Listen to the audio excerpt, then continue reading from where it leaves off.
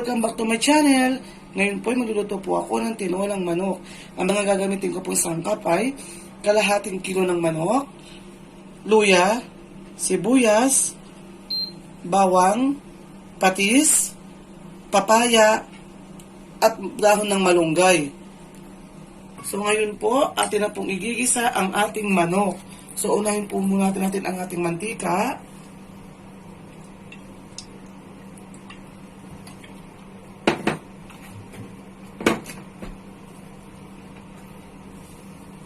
Sibuyas, unahin po natin ang ating sibuyas kasi madali pong masulog ang bawang.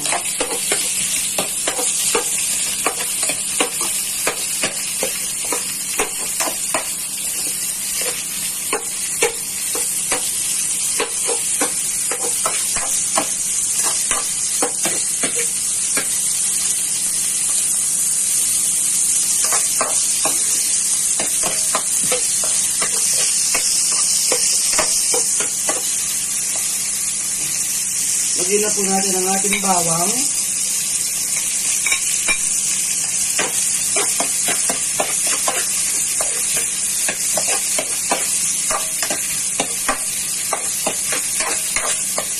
Lagyan na po natin ang ating luya.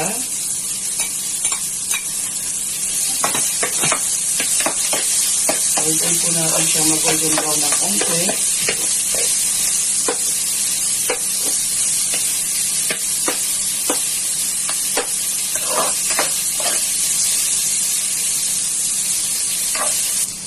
So, lagyan na po natin ang ating chicken.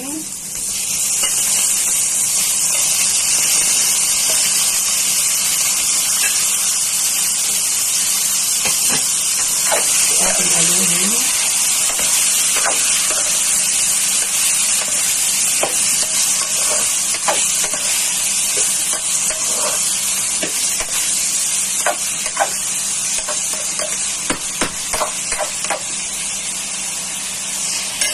Lagyan po sa atin siya ng patis.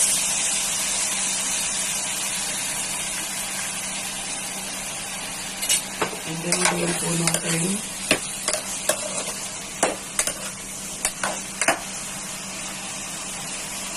So, ayan muna po natin siyang kumulo para po maalis po yung lasa ng manok.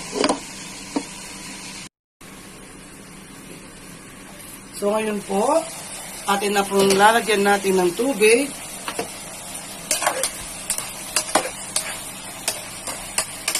So, laging golden brown na po ang ating manok. So, ngayon, lalagyan ko na po siya ng water. So, ayun po, mga manchi. Lalagyan na po natin ng papaya para lumambot po siya. So, takpan po natin. After 15 minutes, babalik po ako. Nasura na siya. Ngayon, lagyan na po natin ang ating gulay. Dito na po ang ating tinolang manok.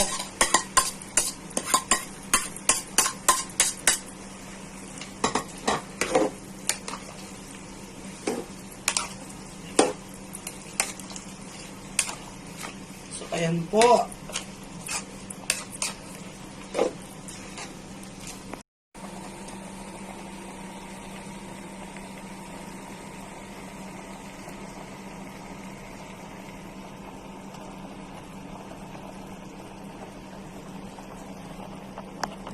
A few moments later.